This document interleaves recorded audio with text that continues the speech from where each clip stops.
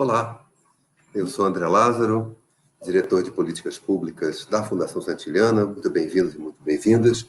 Hoje o nosso tema é um tema de pensar e saber de quem conhece as expectativas para a educação em 2021, particularmente a educação municipal. Nós tivemos agora um processo eleitoral, os dados a que eu tive acesso informam que houve uma elevada taxa de recondução dos candidatos à prefeitura, que foram reeleitos, né, da ordem de 63%, o que significa que há um conhecimento da máquina, né? Essas pessoas conhecem mais a máquina, tem equipes que funcionaram e foram aprovadas pelos seus munícipes, né? Isso é muito importante, mas os desafios que 2021 reserva são desafios inusitados e completamente inesperados e muito complexos, né? Então, lembrar que a pandemia ela prossegue com recrudescimento nas grandes capitais, como São Paulo, Rio de Janeiro, onde eu vivo,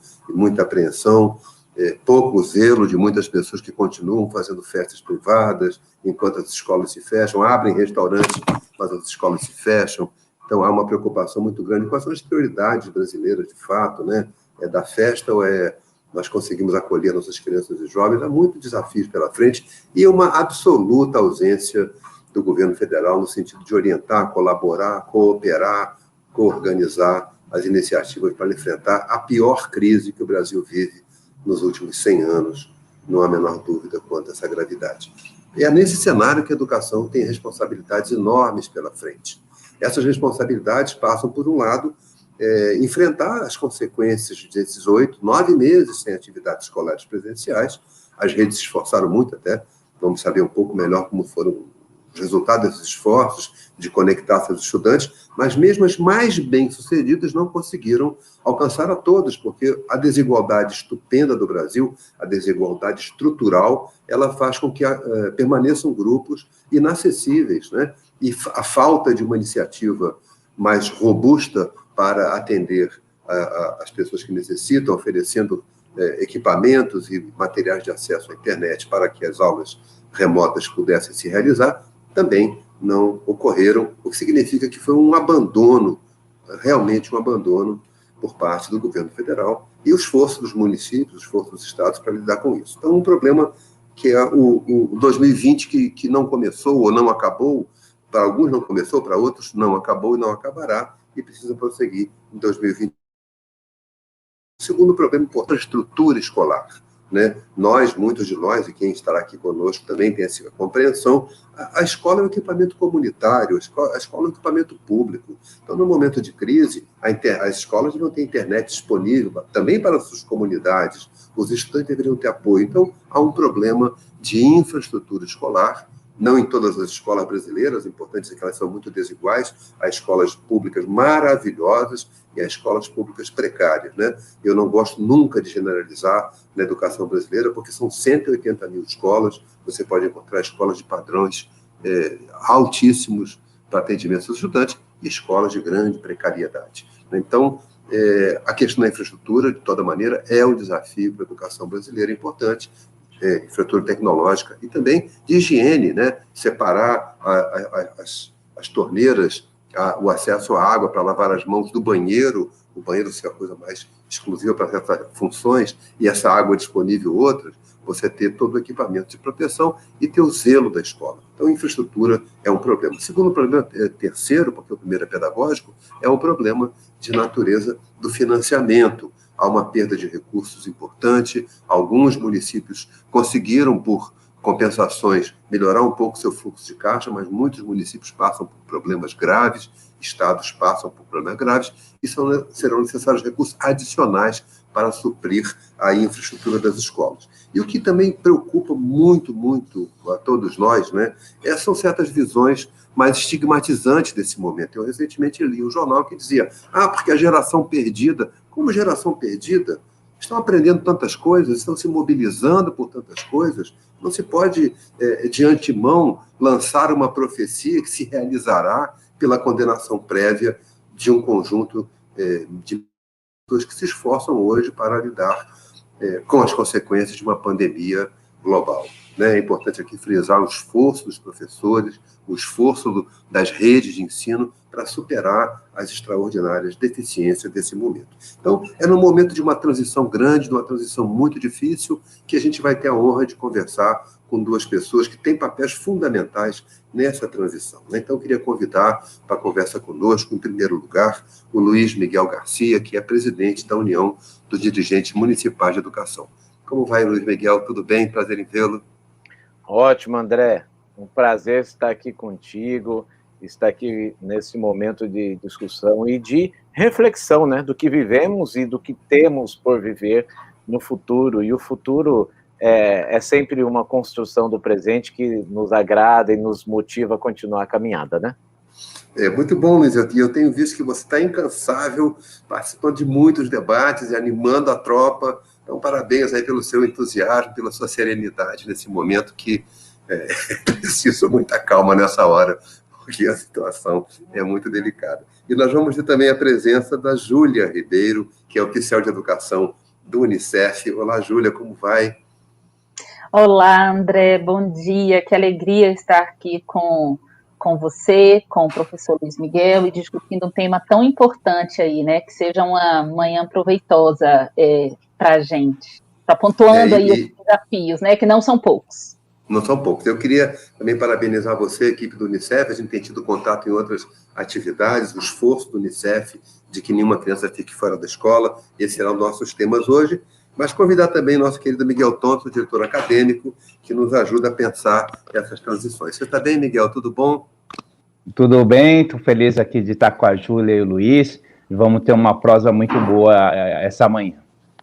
Então, assim, um assunto que eu queria muito, Júlia e Luiz, são dois temas, né? Um é a transição municipal. Houve eleições, haverá mudanças, um pouco a avaliação que vocês fazem disso. Segunda questão é que um dos problemas mais graves de todo o que eu falei há pouco, né, a questão do abandono do Ministério da Educação do papel de coordenação, a questão da insuficiência de recurso, a questão pedagógica, que nem todos foram alcançados, os estudantes, mas a mais grave é que isso pode se transformar em evasão e abandono escolar. Então, eu queria que a gente, conversa de hoje, pensasse um pouco essas duas dimensões, porque elas se conectam. A transição da gestão municipal, que ocorrerá a partir agora desse final de ano, início de janeiro, e como a campanha que o Unicef e o Undime fazem juntos, né, que é a busca ativa escolar, como é que essa campanha pode nos ajudar os brasileiros e brasileiras a que não haja essa perda de estudantes, que é tão importante para nós. Então, Miguel, você pode comentar Luiz Miguel, você pode comentar conosco um pouco? Sim, uma coisa fundamental, se desculpe, Undime, Fundação Santiliana e Unicef publicam há alguns anos uma agenda dos 100 primeiros dias do gestor municipal, para colaborar com esse trabalho, né? Então, para nós é um orgulho participar com o Undime e o Unicef disso. A nossa agenda está ficando pronta, ficará pronta daqui no próximo mês, para ficar disponível já aí em dezembro para os novos gestores. Então, obrigado, Luiz, pela parceria, para nós é muito honroso estar com vocês. E como é que você está avaliando essa transição municipal e os desafios para a educação que ela traz? Ok, André, a satisfação é nossa de desenvolver, né, de produzir, de construir o guia, todo esse material, né, que recebe, ele é o cartão de visita para o dirigente que chega, e essa é uma parceria com a Santiliana que é fundamental, né, de fato, né, é a educação que nos une. Quero também parabenizar por este espaço criado e por esse trabalho seu e do Miguel de conduzir debates de diferentes áreas e que permita um processo de reflexão crítica, de análise do que está sendo feito, do que precisa ser feito, né? Até porque, em educação, não existem verdades consolidadas, né? E nós estamos o tempo todo fazendo análise e encontrando alternativas que permitem mudanças. E essas mudanças vão gerar novas necessidades, novas demandas. Esse processo que nós vivemos agora, né, em plena pandemia, ele está exigindo um olhar o tempo todo para o retrovisor, para a frente e, sobretudo, colocarmos o pé no chão, né? Então, assim, é um processo realmente muito instigante em termos de criatividade. Eu quero, inclusive, cumprimentar também os nossos participantes que constroem conosco aqui, fazendo os comentários no chat, né? Sempre colaboram demais para o andamento das discussões. E quero dizer para a Ana Laura, que ela colocou lá, tem que ter uma luz no fim do túnel. Ana Laura, tem sim. Essa luz, ela está na sua mão, na minha mão, né? E você é uma pessoa dinâmica, muito participativa, eu não tenho dúvida de que você é luz. Eu acho que é o momento, primeiro, de todos nós sabermos que somos luz. É o momento de todos nós termos o nosso papel de cidadão como sendo o norteador do nosso trabalho. E por que eu estou dizendo isso? Falar em transição de governo é falar em cidadania, em civilidade e falar, sobretudo, da vocação pública. André, houve tempos, né, não muito distantes, né, bem próximos até, em que era muito comum, o dirigente chega na secretaria, você tem gavetas vazias, computadores apagados. Gaveta vazia, computador apagado, significa que quem por ali passou é uma pessoa de mente vazia e de coração apagado, né, e de uma irresponsabilidade enquanto funcionalismo público imensa. Eu acho até que os tribunais de contas deviam olhar, Ministério Público olhar, quem deixar a gestão nessa situação.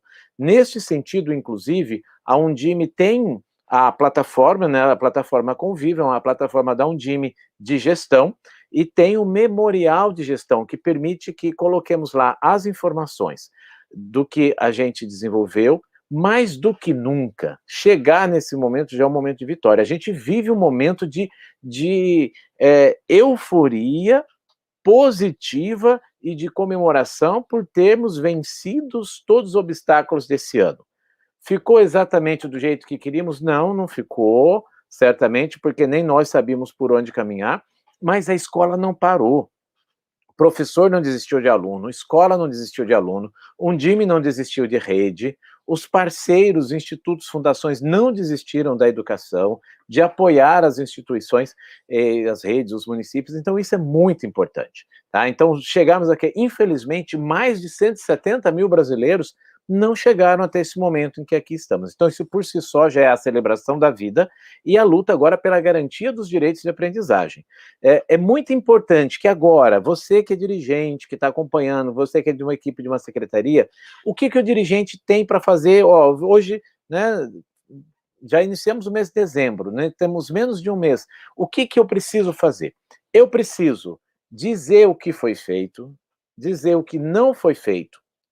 Em que temos? No âmbito da escola, né, organizo o que foi feito, registro isso por cada escola manda para Secretaria de Educação, a Secretaria organiza esse material e aí sentamos juntos com o Conselho Municipal de Educação. Bom, e quem chegar em janeiro, o que deve fazer?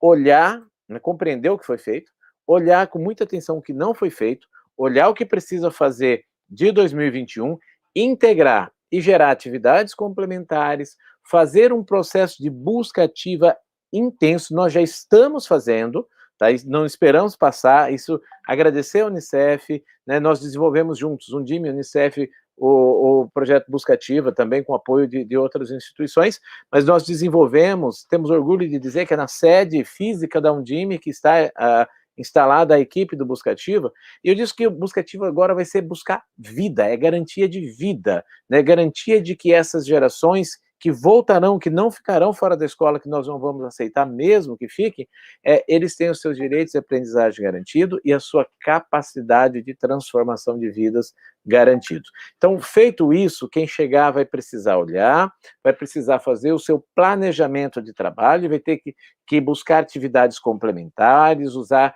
novas metodologias, correr dos modismos, né? Não agora eu vou fazer isso, né? E acho que só uma solução pedagógica vai resolver, não vai.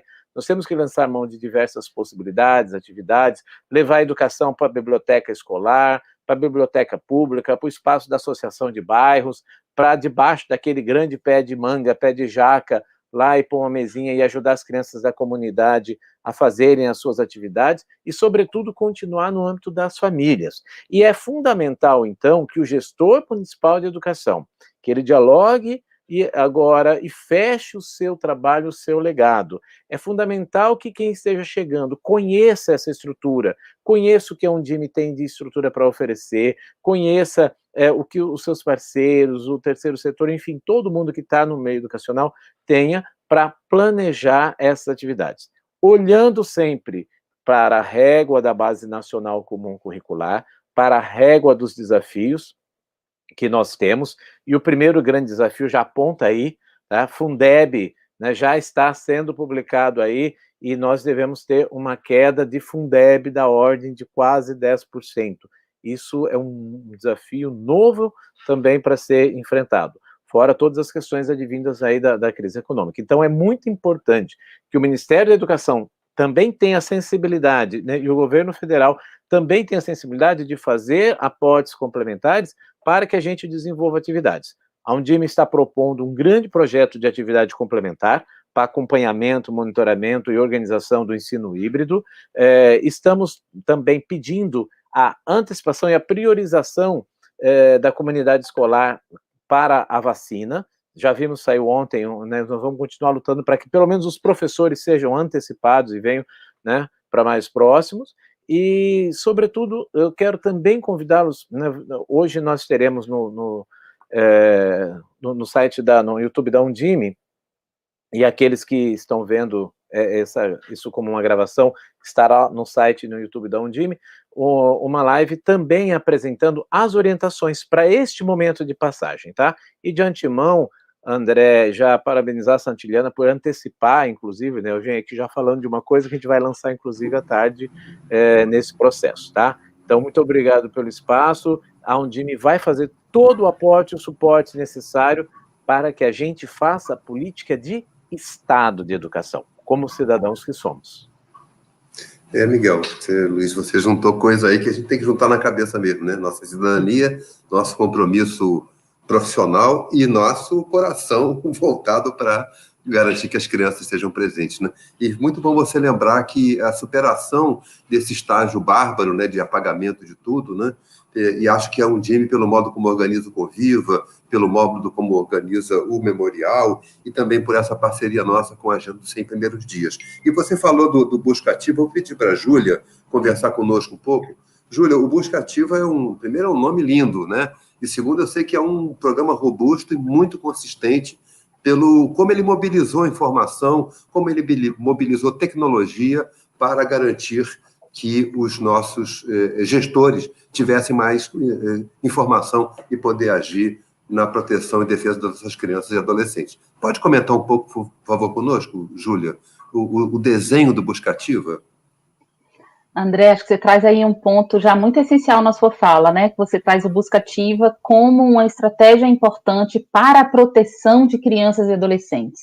Então, acho que a primeira coisa importante a gente pontuar é que a Busca Ativa escolar, embora, inclusive, com a própria, né, o escolar, e a gente está falando de crianças e adolescentes que estejam fora da escola, ela foi concebida, né, a muitas mãos, junto a municípios, em parceria do Unicef, com a Undime e também com GEMAS e CONASEMS. Então, a gente tem aí os 3 principais órgãos responsáveis, quer dizer, as 3 entidades que cuidam das 3 principais políticas públicas, né, educação, assistência social e saúde, para ter realmente esse olhar intersetorial e um olhar mais integrado, um olhar de proteção mesmo para as nossas crianças e adolescentes. Então, a Busca Ativa escolar, ela surge nessa perspectiva de identificar crianças e adolescentes que estejam fora da escola, aí no sentido de assegurar a universalização da educação, né, de crianças e adolescentes entre 4 e 17 anos,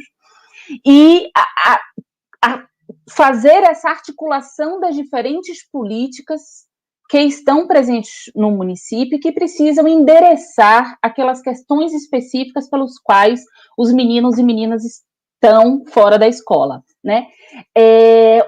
A pandemia, ela veio para... Quer dizer, ela veio para não, mas a pandemia, ela agravou as desigualdades que existem no nosso país, né? Então, as crianças mais vulneráveis, elas são, mais uma vez, mais vítimas dessas situações de exclusão. Então, o que nós fizemos com a busca ativa escolar nesse momento, né? Nós reestruturamos a estratégia, fizemos uma adaptação à estratégia, no sentido de garantir, inclusive, que as atividades educativas que estejam sendo desenvolvidas nesses momentos, e aí das mais diversas formas, né? Atividades que estão sendo desenvolvidas online, atividades que estão sendo desenvolvidas por meio de atividades por televisão, atividades que estão sendo desenvolvidas de forma impressa. Então, o que precisa ser feito é engajar cada vez mais a escola, né, que a escola ela não fazia parte como ente específico da busca ativa escolar, mas agora os professores, a equipe diretiva da escola faz parte, para que esses primeiros alertas relacionados a possíveis situações de abandono, elas sejam cuidadas. Então, como que isso pode ser feito, né? Uma criança, um adolescente, ou a própria família, né, que pode estar tendo o seu responsável ali para aquele contato com a escola nesse momento, se ela não aparece para pegar o cartão de alimentação, se ela não está aparecendo para poder pegar as atividades que serão desenvolvidas, se elas não estão aparecendo para poder desenvolver, ou se não estão participando das atividades online ou por televisão, né, tem que ter um monitoramento aí dessas atividades que estão ocorrendo, para que se compreender rapidamente qual é o motivo pelo qual esse menino ou menina não está acompanhando as atividades e agir de forma rápida, né? Eu acho que esse é uma das questões muito fundamentais na pandemia, é que a equipe da busca ativa escolar, que já é uma equipe intersetorial, ela esteja articulada com a escola, para que rapidamente a escola e todo o sistema de proteção ali naquele determinado município possa agir para garantir que esse menino e menina não venha a abandonar a escola. Então, é um exercício de compreensão, é um exercício de diálogo, é um exercício de identificar quais são as políticas públicas que estão presentes naquele determinado território em que aquela criança ou adolescente ele vive, como que elas podem estar articuladas para poder garantir os direitos desses meninos e meninas, né?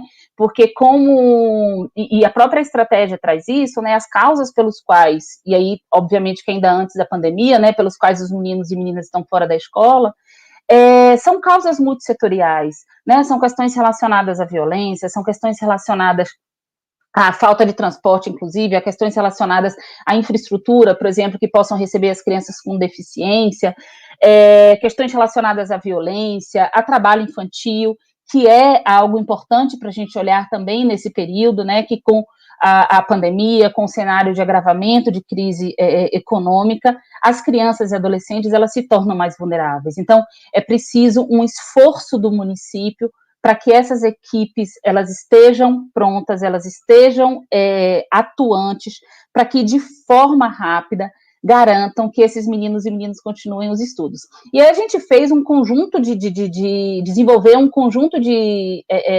adaptações, né, à própria estratégia, seja pelo guia da busca ativa escolar em situações de crises e emergências, e aí a gente pensando, e fizemos inclusive mais amplo, para poder ser um material mais perene mesmo, né, no sentido de que tem outras situações de crises e emergências que nós vivemos no país, com relação a vendavais, a enchentes, a própria situação de violência presente nas comunidades mais pobres, que muitas vezes impedem que aqueles meninos ou meninas frequentem a escola.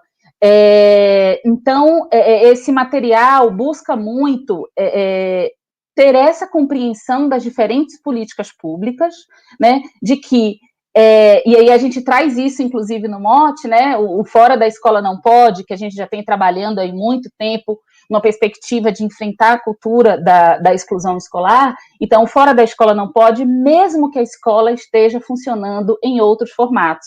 E o professor Luiz trouxe um pouco disso, né, então, a gente compreender que, nesse momento, a escola ela está funcionando por meio dos materiais impressos, a escola ela está funcionando por meio das atividades online, por meio das atividades de WhatsApp, por meio das atividades com recursos televisivos, que procurem esses espaços também, que sejam espaços mais amplos, pensando aí em possibilidades também de reabertura, né, para que sejam espaços mais arejados, para que os municípios possam ofertar atividades educativas, porque sabemos também que o ano de 2020, né, completamente marcado aí pela pandemia do coronavírus, e as crianças e adolescentes, eles se tornam muito vítimas ocultas dessa pandemia, né? Então, o longo tempo de fechamento das escolas, o isolamento social, eles acabam impactando profundamente a aprendizagem, a saúde mental, a proteção de crianças e adolescentes. E o município e os estados, obviamente, mas estamos aqui nessa perspectiva hoje, e a própria busca ativa escolar, ela trabalha nessa perspectiva de uma corresponsabilidade ali, né, entre municípios e estados. Eles precisam estar cada vez mais engajados para poder garantir os direitos das meninos e meninas. Muito bom, Júlia Vila, é muito bom ver que há você logrou um esforço de agregar a área de saúde, educação e assistência, né? Essa proteção das 3 principais políticas públicas para as crianças e jovens, ela, de fato, precisa ficar em estado de alerta especial nesse momento. Eu queria pedir ao Miguel... Miguel, o Luiz Miguel fez um comentário que acho que nos animou, e a Júlia agora também retomou esse mesmo comentário, de um projeto de atividades complementares, de um olhar sobre a escola mais generoso. E a gente tem conversado aqui, Miguel, um pouco, às vezes, apreensivos com o conteudismo que tem tomado o debate educacional, que resulta nessa ideia da geração perdida, como se a gente estivesse aprendendo nada. Como é que você como educador, como é que você acha que a gente podia contribuir para reconhecer os saberes que as crianças e jovens, dolorosamente, mas estão adquirindo nesse processo da pandemia? Como é que isso vira currículo? Como é que isso vira forma de conversa? O que tem acontecido, uma coisa muito bacana, por exemplo, o Movimento pela Base conseguiu organizar cerca de 4.000 currículos, né, pelo Brasil, seja em consórcios e tal. Evidente que ainda é uma forma canônica de conhecimento, mas a ideia de projetos, a ideia de temas, né, outras possibilidades têm aparecido. Então, primeiro, eu estou muito otimista com essa possibilidade de que a base, embora de alguma forma tradicional, ela traga outros elementos que eu percebo que os professores se animam, né? E a segunda coisa é essa história de estrutural, que as crianças não vão saber. As crianças vão saber, as crianças são rápidas. A gente tem um problema, evidentemente, que vai levar 1 ou 2 anos, mas eu tenho certeza que a gente consegue desenvolver projetos que extrapolem a questão só conceitual e técnica, não imediatamente, mas nos próximos anos. Então, primeiro essa questão, e segundo o Fundeb, que está trazendo novas possibilidades, inclusive de infraestrutura, né, para trabalhar laboratório e tal. Se não é uma realidade, pelo menos é um frescor de pensamento, André. E há muitas práticas ocorrendo, a gente sabe. Então, eu acredito que, sinceramente, a gente vai ter mudanças educacionais nos próximos 10 anos, mas mais próximo daquilo que os jovens precisam. Eu fico emocionado em sentir que tem, de fato, um olhar para frente que vê o florescimento de processos em curso, né? Eu vou já chamar o Luiz Miguel, porque o Luiz Miguel falou do Fundeb, falou da queda, né? De fato, ontem saiu, anteontem, né, Miguel? Sexta-feira, não me lembro, semana passada, saiu um decreto do MEC reduzindo o valor aluno-ano para o ano que vem em quase 10%. Só para quem está nos acompanhando e poupando o Luiz Miguel da informação, ele fica com comentário, só para as pessoas saberem, né? O Fundeb, ele financia a educação pública a partir de um valor mínimo anual, e quando os estados e municípios não alcançam esse valor mínimo, o governo federal complementa. Então, esse valor mínimo anual, aluno-ano, em 2020, era R$ 3.600 e poucos reais por ano. Então, para quem aqui tem filho em escola privada, lembre-se que nós estamos falando que a escola pública recebe, por ano, por aluno, recebia R$ 3.600. Para 2021, o decreto MEC reduz o valor para R$ 3.349,56. Então, plena crise, nós vamos reduzir os recursos destinados à educação. Então, Luiz Miguel, você que acompanha com muito zelo as redes municipais de educação, como é que as redes reagiram? Como é que elas estão vendo essa perspectiva? Quer dizer, qual foi a justificativa da redução do valor aluno-ano do Fundeb? André, existe um processo de cálculo, né, para que se determine, e nesse processo de cálculo, que é um processo complexo, desenvolvido também pelo Tesouro Nacional, leva-se em conta o próprio desenvolvimento e andamento da economia durante o ano. Dessa forma, nós já tínhamos uma previsão, né, aí pessimista de que poderia acontecer esse processo de queda. O que a Undime está fazendo? A Undime nós encaminhamos hoje, agora pela manhã, né, ao Ministério da Educação, um documento, né, uma solicitação pedindo para que se reveja e se repense essa questão e que pelo menos se mantenha os dados, né, do ano anterior. Então, este processo é um processo técnico, né? Um processo técnico que vai implicar em uma série de questões. Por exemplo, este movimento, de imediato, ele mostra que o aumento do piso salarial será zero para o próximo ano. Tá? Então, ele não acontecerá, tá? E talvez isso possa levar implicações, inclusive, para outros anos, em função dos valores aí estipulados. O que tem de muito sério e importante nesse momento? É observar o cenário que nós vivemos. Nós não estamos nem num pós-pandemia, nós ainda estamos na pandemia. E nós necessitamos, para que a gente possa, de fato, construir, pensar, e nós precisamos fazer isso, pensar, estruturar e preparar para uma volta física, né, para o próximo ano, é muito importante, né? Nós somos o país com o maior número de dias de escolas fechadas, então nós precisamos começar a pensar isso, nós precisamos de investimento, nós precisamos dar as condições necessárias, deixar as escolas prontas em termos de áreas para higiene, né, para lavar as mãos, construir novas estruturas, e nós ainda temos no Brasil muitas escolas que sequer têm rede de água e esgoto estruturada, essa é uma realidade quando nós tratamos a diversidade do país que nós temos. Né? Então, falar numa redução de Fundeb é uma questão que realmente traz para esse gestor que está chegando um novo desafio.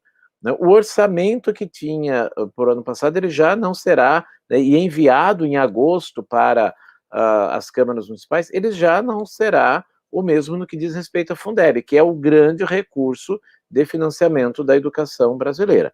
Então, isso vai demandar, por parte do gestor, um olhar atento, criterioso, né, por parte do conjunto da sociedade, um olhar, uma discussão, sobretudo com o governo federal, mas também valorizar com os governos estaduais, que no regime de colaboração possa se garantir recursos para a execução de atividades, como, por exemplo, que eu coloquei, a questão das atividades complementares. A Undime já apresentou para a Secretaria de Educação Básica do MEC uma proposta de atividade complementar para o ano que vem, que implica em fazer um processo de orientação, monitoramento para atividades de ensino híbrido, né? Então, aquilo que vai acontecer, orientar na sala de aula e que precisa continuar sendo desenvolvido na casa do aluno por meio de orientações das famílias, como estamos fazendo agora, tá?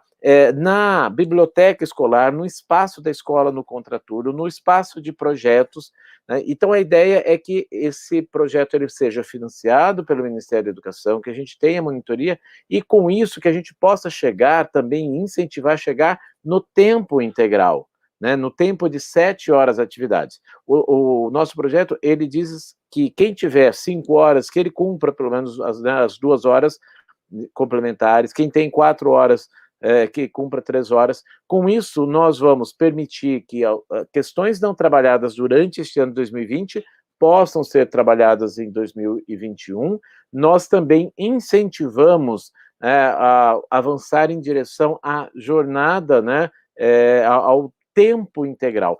Tempo integral é quando a gente tem aí um mínimo de 7 horas diárias de atividades educativas, orientadas, né, acompanhadas, que não precisa acontecer dentro da escola. Período integral é quando entra e fica todo esse tempo ininterrupto na escola, as atividades são desenvolvidas no âmbito da escola, tá?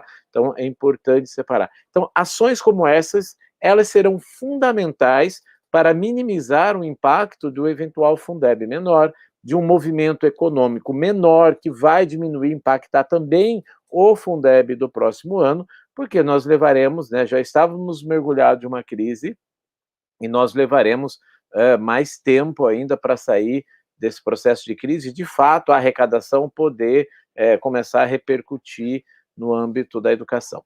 Mas fora isso, eu quero dizer que é muito importante que todo educador também não é aquele que para e fica esperando que tudo chega da União, do Estado.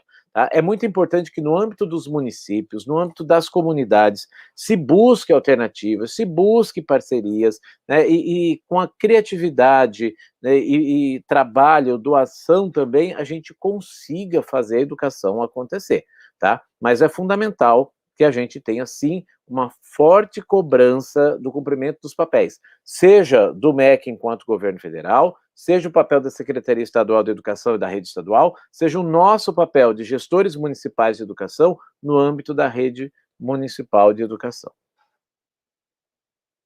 Luiz, a questão da meta 17 do PNE, né? Você chamou a atenção que, só para quem nos acompanha, né, o Plano Nacional de Educação previa na meta, entre as 20 metas, a 17 tratava da valorização dos profissionais da educação e dos professores em particular, prevendo que se reduzisse a diferença entre o piso salário, entre a remuneração média dos professores e aquela que outros profissionais com a mesma escolaridade recebem. Só para quem nos acompanha lembrar, o último dado, se eu não estou enganado, se por favor me corrija, Luiz Miguel, é que a média do vencimento de professores era em torno de 67% a 70% da média de vencimento de outras profissões com o mesmo tempo de escolaridade. Portanto, não haver reajuste do piso salarial significa que vamos manter ainda uma diferença grande com relação às demais atividades, o que implica em duas questões gravíssimas. Uma é o bem-estar docente, né? O bem-estar dos professores, a capacidade de garantir uma qualidade de vida boa para se dedicar à educação. E segundo é a atratividade da carreira. Nós estamos detonando a atratividade da carreira. A juventude não vê na carreira docente uma carreira estimulante, uma carreira compensadora, uma carreira que garanta condições de vida. Então, obrigado, Miguel, por nos colocar de novo em contato. Pois não? André, tem uma questão muito importante aí. O professor, ele é o profissional com curso superior com a menor média salarial, e como você colocou, e bem abaixo. E aí nós temos alguns contrassensos e insanidades. O professor é uma categoria que ela é permitida por lei ter uma jornada de até 64 horas semanais. Qual é a qualidade de vida desse profissional? Né? Qual é a qualidade da aula oferecida por este profissional? Tá? Então, olha a insanidade. Se não se adequa e não se faz justiça no que se recebe, aí o detalhe, é uma das poucas profissões que ele não para de estudar nunca. O processo de formação continuada é fundamental, porque as nossas crianças, e quem tem filhos, sobrinhos, netos, veem como que eles demandam de novos conhecimentos. O professor precisa estar, né, antenado. E é absolutamente degradante saber que se aceita, inclusive, uma oferta de uma carga horária de 64 horas. Né? Basta lembrar que se nós pegarmos de segunda a sábado, nós estamos falando numa jornada, né, de mais de 10 horas por dia. Tá? Então, é degradante com a profissão que forma todas as profissões, né? Com aquele que precisa ter instrumentos para poder fazer o processo de motivação do desenvolvimento de cada estudante. É muito preocupante, e preocupante que, quando esse debate vem a público, né, não se pensa ou não se debate satisfatoriamente agregar novas receitas que possam suprir a necessidade de um financiamento adequado. E o que me assustou outro dia, Miguel, que eu li uma matéria no jornal que falava que uma parte expressiva do judiciário recebe uma remuneração acima do teto constitucional por meio de procedimentos que burlam a limitação do teto. Então, eu fiquei bem desesperado, porque se quem deveria aplicar a lei encontrou maneira de burlá-la, é porque nós não estamos numa conjuntura em que os valores presidam a ação das pessoas. Mas educação é isso, é prezar por valores, praticar valores e colocá-los na sala de aula. Vou chamar a Júlia, porque a Rosilene Costa, Júlia, ouvindo o seu comentário, fez uma pergunta que é bem mobilizadora. Diz ela: a busca ativa está acessível para qualquer professor? Acho que tem gente querendo entrar aí firme, né, nesse voluntariado da gente buscar fora da escola. Muito legal, que bom ouvir aí o interesse da Rosilene em participar da estratégia. Como que ela está organizada, né? Ela é uma, a gente chama de uma metodologia social e uma plataforma tecnológica que ela é gratuita e acessível a todos os municípios e todos os estados brasileiros, né? A gente tem hoje, na estratégia, mais de 3.200 municípios que fizeram adesão, então a gente tem aí quase 60% dos municípios brasileiros, e a gente tem 18 estados. Esses municípios, eles estão presentes em todo o país, e a gente tem também o estado, porque o estado, ele também é um ente responsável pela educação, né, uma responsabilidade aí compartilhada entre municípios e estados. E ela está aberta para qualquer professor, mas obviamente que o município, ele precisa ter feito a adesão à estratégia. E aí, embora a gente tenha esses grandes números, né, mais de 3.200 municípios participando e ativos e com grandes resultados que eu vou contar para vocês já já, a estratégia, ela segue o próprio fluxo da gestão municipal. Então, o que significa? Que em 1º de janeiro, a gente vai precisar passar por um processo de repactuação política com os municípios, porque eles precisam ter esse compromisso político de aderir à estratégia. Até por isso que quem faz a adesão à estratégia é o prefeito ou a prefeita municipal, porque ele precisa ter essa decisão política, o compromisso político de se engajar na garantia de direitos de crianças e adolescentes e articular as diferentes áreas de acordo com as realidades dos seus municípios, para que estejam efetivamente trabalhando para a implementação da estratégia. Então, hoje, o que a gente costuma dizer, né? A gente tem mais de 3.200 estratégias sendo implementadas país afora. Por quê? Porque a estratégia, inclusive, a metodologia, ela permite essa adaptação para que faça sentido para cada município e cada estado brasileiro que venha a decidir por esse compromisso político. Então, e pensando, inclusive, num processo de transição republicana, que o Luiz Miguel tratou aí, inclusive no início aqui, né, da nossa conversa, a gente vai passar por um período de suspensão do acesso, né, ao fim desse ano. A gente vai salvaguardar todos os dados relativos às crianças e adolescentes que estavam fora da escola, que estavam sendo acompanhadas, porque essa é uma questão importante, né?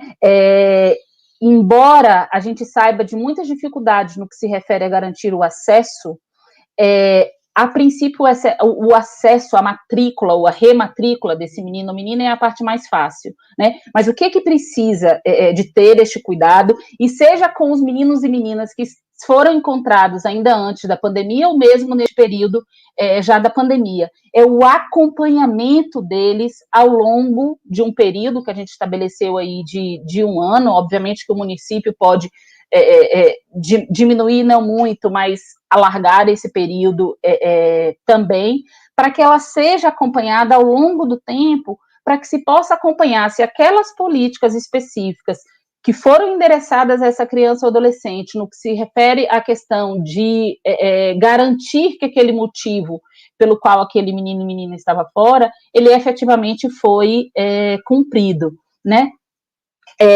Mas então, tem a questão da adesão, né, do município para que os professores façam parte, mas, no entanto, todo o guia, toda a estratégia e o princípio, inclusive, né, que está presente, em especial aqui, falando para esse período de pandemia, né, do guia da busca ativa escolar para situações de crises e emergências, ele está acessível. O pessoal aqui da Santiliana, da equipe técnica, está colocando sempre aqui o site da busca ativa escolar.org.br,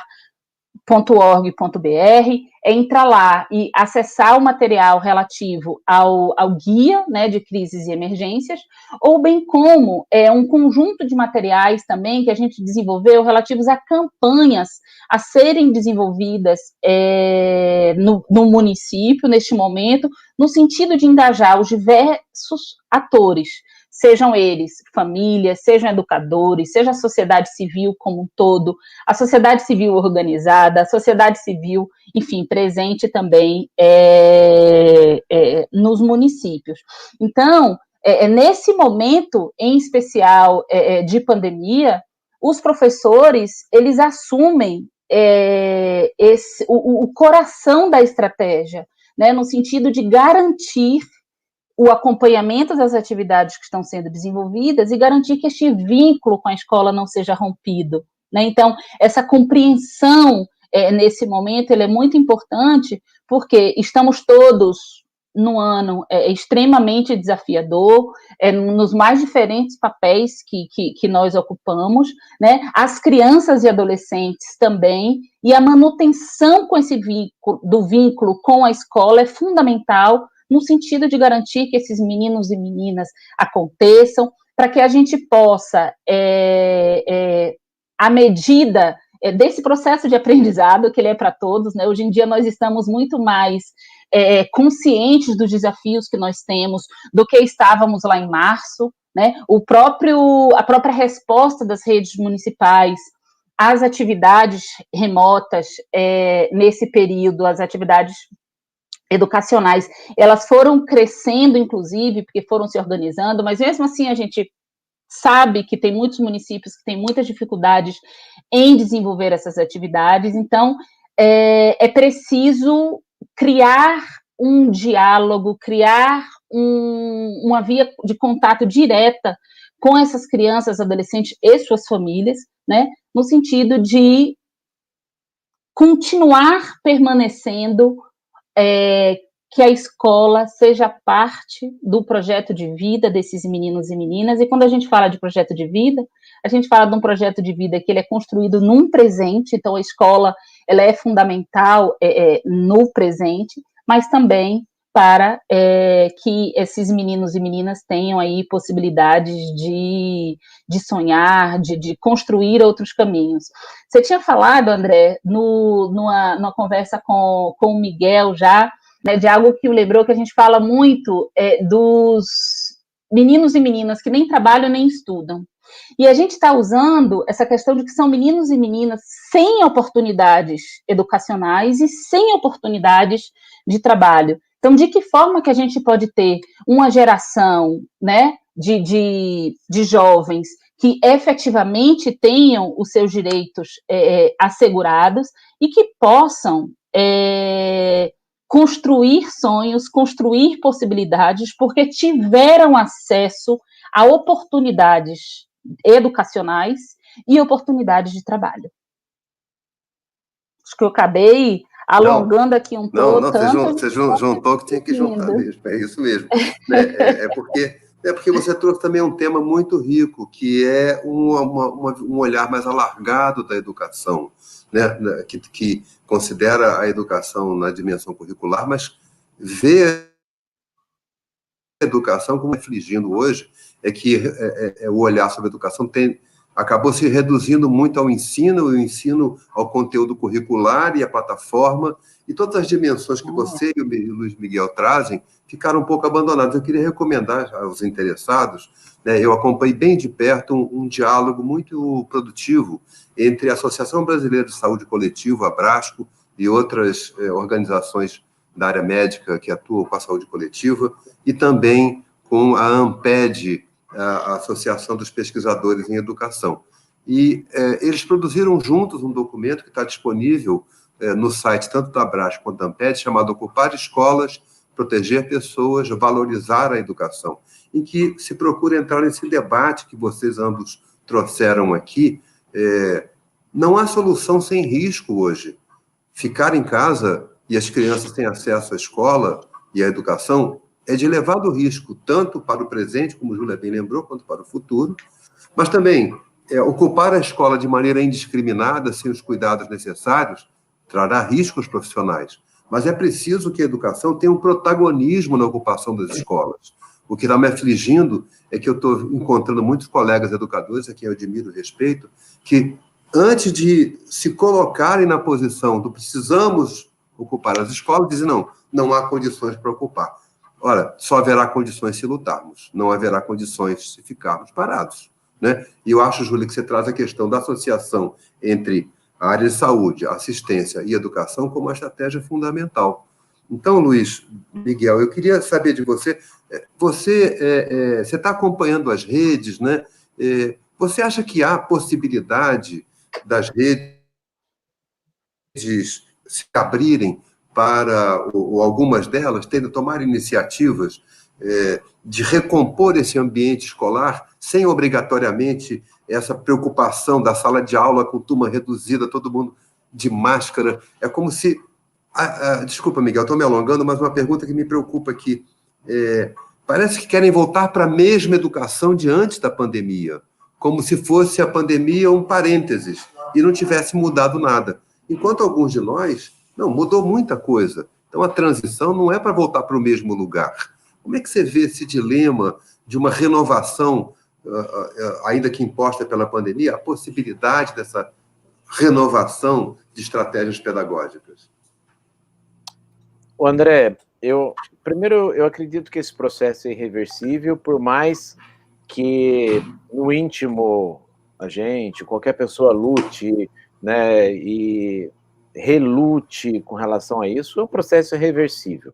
O próprio uso de novas possibilidades e ferramentas que a gente teve que lançar mão nesse momento agora, já mostra que já está diferente, não é que será, já está diferente. Nós não vamos conseguir voltar para o que era, porque o que era não existe mais, foi superado. E quando eu falo disso, eu não falo simplesmente em tecnologias digitais, são importantes e será cada vez mais no processo educacional, nós precisamos realmente explorar e utilizar, mas vejam bem, nós tínhamos em final de abril, mais de 40% dos municípios que não tinham nenhuma atividade com aluno. Em meados de agosto, nós tínhamos menos de 4% dos municípios que não tinham atividade, ou seja, estava todo mundo trabalhando de alguma forma. Olha que maravilhoso, teve chip, celular, computador para todo mundo? Não. Nós descobrimos, e as metodologias, o monitoramento e olhar para a realidade, a vontade de transformá-la, fez com que entendêssemos que o próprio material que o aluno já tinha, aquele livro impresso, aquela apostila, aquilo que já era usado, era uma grande ferramenta e um grande instrumento. E nós fortalecemos o processo de diálogo com as famílias para executar e para usar o que se tinha. Tá? Nesse processo agora, nós já vemos muitos movimentos, né, de redes preparando as escolas, pintando, reformando, ampliando o número de lavatórios, né, para as mãos, e uma série de recursos dessa natureza, começar a se comprar, né, máscaras, EPIs, os protocolos que foram construídos, né, para as situações. Então, é um momento de muito movimento nesse sentido. Esse momento, ele foi, não tem como dizer que não é, e não está sendo prejudicado um pouquinho também por esse momento de transição de gestão. Não é fácil fechar um ciclo de 4 anos de uma gestão, não é fácil chegar a estruturar, então isso vai ainda prejudicar um pouquinho as atividades do mês de dezembro e parte de janeiro, mas eu compreendo que nós teremos muitas escolas já em condição de voltar de uma forma diferenciada a partir de fevereiro, né, com mais cuidado, né? Por isso que hoje a gente fala, o nosso pedido era para que a prioridade da vacinação fosse para toda a comunidade escolar, mas eu entendo que, pelo menos os professores, eles precisam vir para uma linha de prioridade também, mas não dá para esperar a vacina. Se nós ficarmos esperando a vacina, nós estaremos condenando muitas crianças a um nível de estresse mais insuportável ainda, algumas à violência, uma série de questões. Então, a escola precisa também tomar coragem, fortalecer, buscar informações, começarmos a fazer o processo de capacitação dos trabalhadores da escola, precisamos dar a eles a segurança, tranquilidade para começar a receber professores que também vão se preparar e depois começar o processo com os alunos. Nós já temos um volume de informação infinitamente maior do que nós tínhamos, né, em final de março, abril, maio, então isso também vai ajudar, né? Trazer os dados científicos, técnicos, eles nos ajudam a tomar estas decisões. E aí vai ser, de novo, esse novo movimento do professor de ter a coragem de falar, nós vamos estruturar, nós vamos organizar, tá? E vamos retomar numa nova escola, isso é impossível voltar ao que se tinha, buscando novas possibilidades, conversando com parceiros. Por exemplo, a Santiliana tem feito ações muito importantes, quando disponibiliza um acervo imenso, com quase uma centena de obras, gratuitamente para os professores. E eu costumo dizer, André, que agora é o momento de olhar não só para as novas tecnologias, eu vou falar de ensino híbrido, metodologias ativas, mas, sobretudo, é o momento de olhar para os fundamentos da educação. A professora Magda Soares disse, em uma live da Undime, ela disse o seguinte, foi perguntado a ela como devemos, né, preparar as nossas aulas, o que a gente deve, né, ficar preocupado. Ela disse, primeiro, que você não deve perguntar, a sua preocupação não é como fazer a aula, mas primeiro, como o aluno aprende. Isso são fundamentos, isso é recorrer, na minha visão de educação e de mundo, recorrer a Paulo Freire, a Vygotsky, a querida Magda Soares, grandes nomes que a gente tem de pensadores, muitos deles no contexto, né, do nosso país, e, sobretudo, a gente compreender a diversidade do que a gente precisa oferecer nesse processo de volta. Vamos ter que ter coragem, se for o caso de trabalhar com números menores, vamos trabalhar com números menores. Nós sabemos já da eficácia da máscara, o grau de eficácia, nós sabemos a eficácia do distanciamento, é 100%? Não é, né? Isso nós sabemos, mas aos poucos a gente precisa fazer esse movimento de retomada. Porque tem um outro detalhe que eu vi ontem, não lembro quem, numa das atividades, mas disse, a escola, ela ainda em que pese esse espaço, o lugar mais seguro para grande parte das crianças, seja por outras questões, sejam por questões da própria pandemia e das questões que ali lhe serão oferecidas. E tem outro papel importante, porque ali nós também daremos a orientação para que essa criança ajude e leve a orientação à sua família, à casa em que vive, né?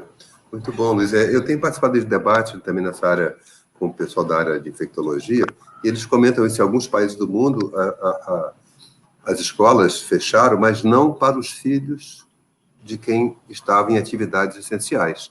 Em outras, como a Noruega, a escola se tornou um polo de informação sobre a pandemia e de formação do comportamento durante a pandemia. Então, ninguém quer que ninguém sofra, ninguém quer que nenhum professor venha a se ficar infectado e correr os seus riscos, mas também nós não podemos separar a educação desse esforço societário imenso para enfrentar a pandemia. Nós estamos chegando ao fim, eu queria... Há bons comentários aqui. Eu queria primeiro agradecer a Humberto Barroso, Jorge Bandeira, que tem feito comentários muito legais e eles nos acompanham desde o Morro do Chapéu da Bahia, desde a primeira live, então, valeu, companheiros, aí, pelo apoio. E eu vou pedir ao Miguel que faça esse comentário para a Janete Moroni. Ela diz: estamos fazendo essa busca ativa desde o início dos trabalhos remotos dos professores da escola. A dificuldade está sendo um desinteresse. Então, como é que a gente... É difícil, né? Como agir? Miguel, você comenta um pouquinho, depois a gente faz uma rodada de encerramento breve. Deu uma Janete você Moroni. pode repetir? Tá, você pode estamos fazendo busca ativa desde o início dos trabalhos remotos com os professores da escola. A nossa dificuldade está sendo o desinteresse dos pais. Como agir? Como sensibilizar a família? É difícil, né? Mas eu sinto que gradativamente há uma preocupação, porque é muito tempo, né?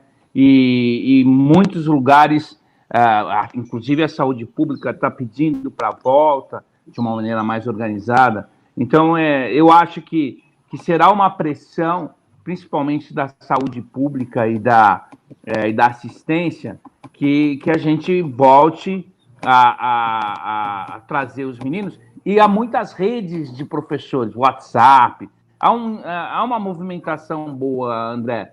Então, apesar de muitos pais terem essa questão, não vamos sustentar muito tempo esse desinteresse. Eu acho que rapidamente a gente vai voltar a buscar a molecada. Já estamos buscando, né? Que a gente vai ser menos pessoas vão ficar desinteressadas. Eu sinto, Miguel, que nós precisamos reconstruir uma relação de confiança. Família, escola e a gestão pública, né? Porque a gestão pública foi muito criticada, às vezes de maneira muito imprópria e pouco argumentativa. Então, eu sinto que a pandemia talvez possa nos trazer esse restabelecimento do sentido profundo da gestão democrática. Que é isso, né, Luiz Miguel? A gestão democrática é a escola, os professores e a família no cotidiano e pensando como é que melhora a escola. Então, se a pandemia pode nos dar algum legado político, será essa articulação escola-família e a fortalecimento do conceito da gestão democrática. Nós estamos chegando ao fim, mas eu não queria fechar sem ouvir uma palavra final da Júlia, do Luiz Miguel e do nosso querido Miguel Thompson. Júlia, o que você nos recomenda para esse final de dezembro tão difícil e, ao mesmo tempo, tão esperançoso, porque há muita coisa sendo feita, né? E parabéns ao Unicef, meu cumprimento ao Ítalo Dutra e a toda a sua equipe pelo trabalho que vocês estão fazendo. Uma palavra de esperança para nós, Júlia. É um ano, quer dizer, foi, ou está sendo ainda, né? Porque não terminou e certamente muitos dos desafios que a gente viveu este ano, a gente vai continuar tendo, né, no próximo ano. O Luiz Miguel falou aí, né, não é um parênteses, acho que foi o Luiz Miguel, a pandemia não é um parênteses que existe, que nós vivemos e que depois a gente vai retomar a vida normal, mas a gente tem muitos aprendizados neste período. Eu acho que essa perspectiva que aí o Luiz Miguel também trouxe, de perceber, a gestão perceber sobre a importância de colocar a criança e o adolescente no centro da política pública e ter aí os diferentes órgãos, políticas públicas trabalhando de forma articulada.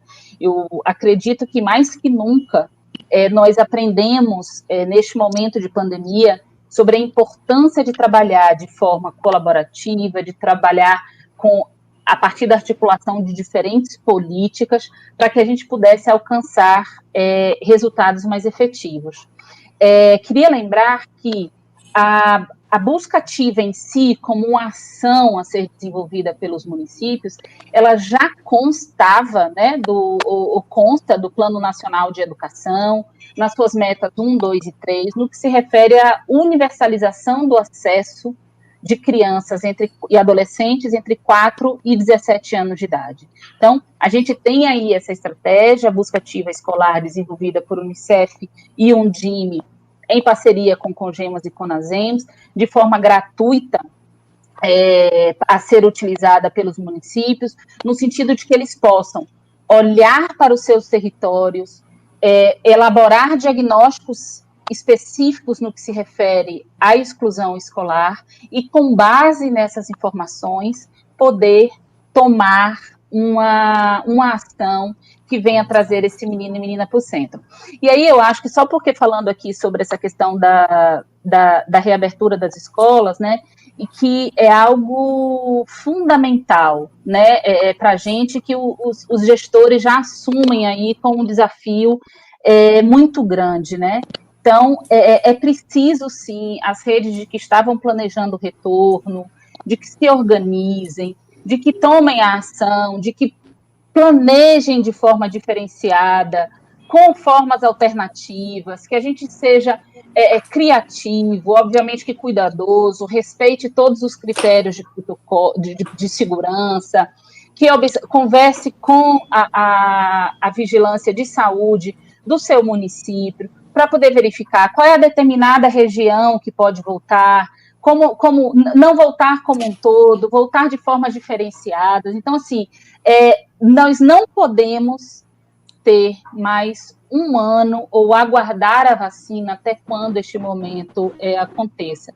A gente precisa, aos poucos e com cuidados necessários, voltar às escolas, porque, e aqui já foi dito, a escola ele é um ambiente de proteção, ele é um ambiente de cuidado com nossas crianças e adolescentes, e a partir do momento que as suas famílias elas saem para trabalhar, elas ficam em casa sem cuidados, mais vulneráveis, sofrendo com mais possibilidades de sofrer questões relacionadas à violência das mais diversas formas.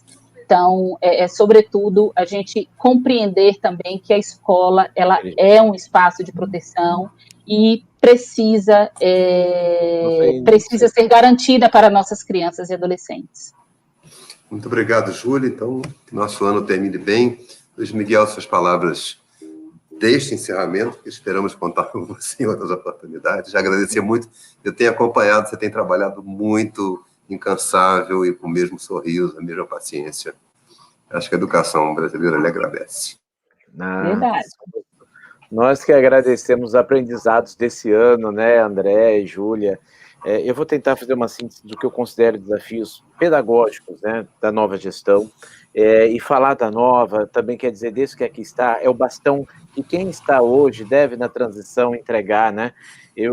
É fundamental que quem chegue, né, compreenda o que foi feito, desenvolvido em 2020 e valorize também, porque foi feito muita coisa, porque não existia protocolos.